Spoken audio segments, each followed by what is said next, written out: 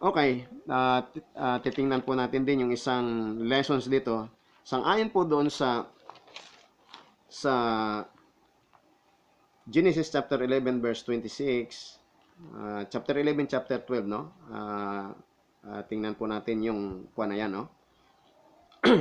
At sa Book of Acts kasi, itong si Stephen na pinaka-narrator doon sa Book of Acts chapter 7 ay sinasabi niya na si Amang Abraham ay umalis sa Haran nung patay na si si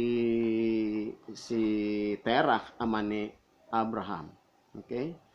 At kung hindi tayo nagbabasa ng itong pinanggagalingan ng kwento sa New Testament, hindi natin binabasa doon sa pinanggagalingan, ay basta maniniwala lamang po tayo. Sabi ni Stephen dito, no? Then said the high priest, are these things so? And he said, meaning Stephen, men, brethren, and fathers, hearken. The God of glory appeared unto our father Abraham when he was in Mesopotamia, before he dwelt in Haran, and said unto him, get you out of your country and from your kindred, and come into the land which I will shew you. Then came he about of the land of the Chaldeans, and dwelt in Haran.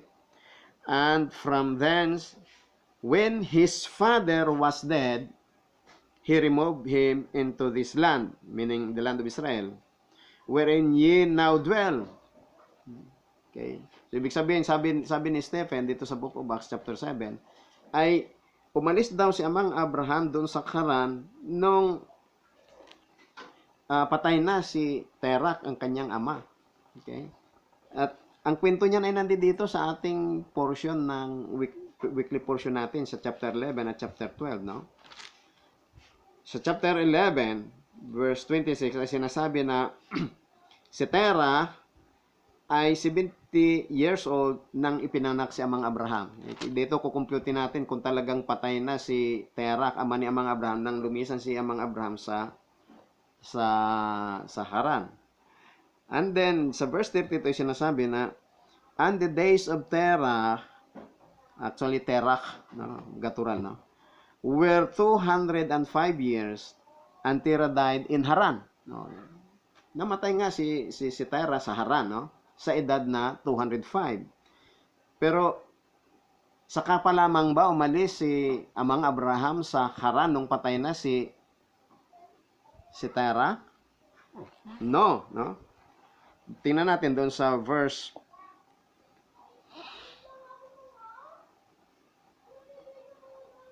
4 ng chapter 12. And so Abraham departed as Hashem had spoken unto him, and Lot with him, and Abraham was 75 years old when he departed out of Haran. Ilang taon si Amang Abraham nang siya ay lumipas lumisan sa Haran? Okay? 75 years old, no? So dito natin masosolve kung patay na nga si Terah nung umalis si Amang Abraham sa Haran, no? Tandaan po natin ito, no?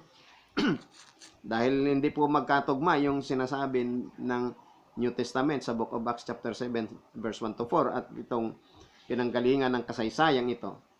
Okay? Hindi po nagtutugma. Sumasalungat po si Stephen o yung Book of Acts chapter 7. Sabi po dito sa ating binasa sa chapter 11 verse 26 hanggang verse 32 and chapter 12 verse 1 to 4 na si Terach namatay ng 205 years old. Nag-asawa siya or naipanganak niya si Amang Abraham at the age of 70. At lumisan si Amang Abraham sa Haran at the age of 75. So meaning to say, i-add lang natin yung edad ni Terah nung ipinanganak si Amang Abraham plus yung edad ni Amang Abraham nang siya lumisan sa Haran, at bawas po natin ito doon sa total age ni Terah, which is 205 doon sa verse 32 ng chapter 11, at lumalabas na 60 years. So nang lumisan si Amang Abraham ay 145 years old pa lang si Terah. So may natitira pang 60 years na buhay si Terah sa Haran. Ano itong pinagsasabi dito ni Stephen na umalis daw si Amang Abraham sa Haran nung patay na si Terah, no? Doon sa verse sa verse 4, no? Ng chapter 7. Sabi ni, maliwanag na maliwanag, when his father was dead, he removed him into this land. Nung namatay na daw, saka umalis si Amang Abraham sa Haran. Eh, ang sinasabi dito sa hindi. Buhay pa ng 60 years pa, no? Na nabuhay si Terah at si Amang Abraham ay nakaalis na, no? So, meaning to say, at the age of 145, umalis si Abraham. Si Abraham, 145 age ni Terah nang umalis si Amang Abraham sa Haran. Okay? So, napakalayo po nitong sa lungat, no? Buhay pa si Terah nang lumisan si Amang Abraham sa Haran. So, yan po yung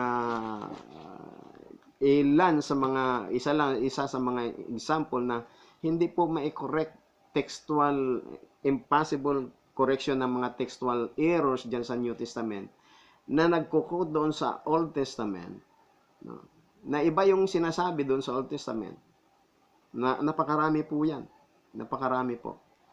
At darating ang panahon na yung naniniwala sa mga kasinungalingang ito ay magsisisi po. Huwag po tayong mag-alala. Darating ang kanilang pagsisisi. At yung iba, unti-unti nang nagsisisi. Kasama po ako dyan. No? Na itong mga maling inaaral nito sa New Testament, pinagsisisihan na po natin. No?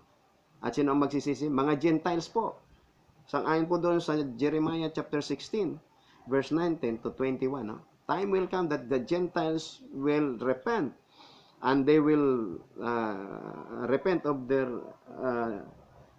sin, that they will say that they have inherited lies and falsehood, that there is no prophet. Okay? That they make one who is God, that is not God. Ginawa nila yung Diyos na hindi naman Diyos. Yan ang ginawa ng mga hintel, no? Ginawa nila si Jesus na Diyos, hindi naman siya Diyos. Okay? Tao lang siya. So, time will come na yung mga hintel magsisisi po dyan.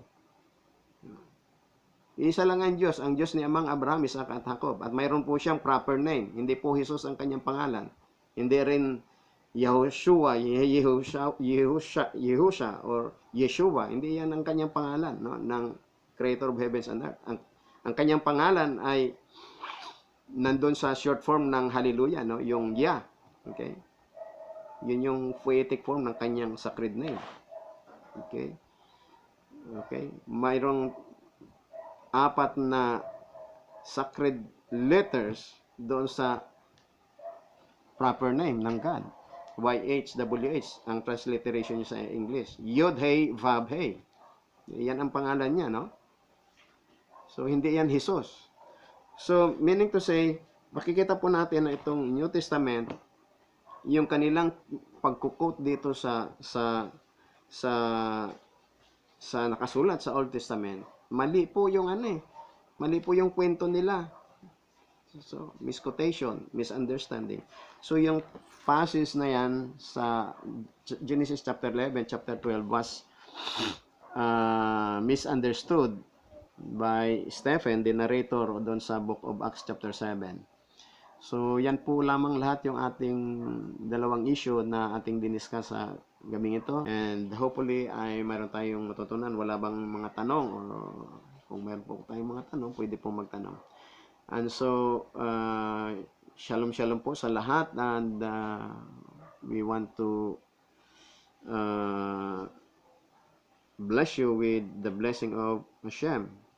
Shalom shalom po at magandang gabi muli.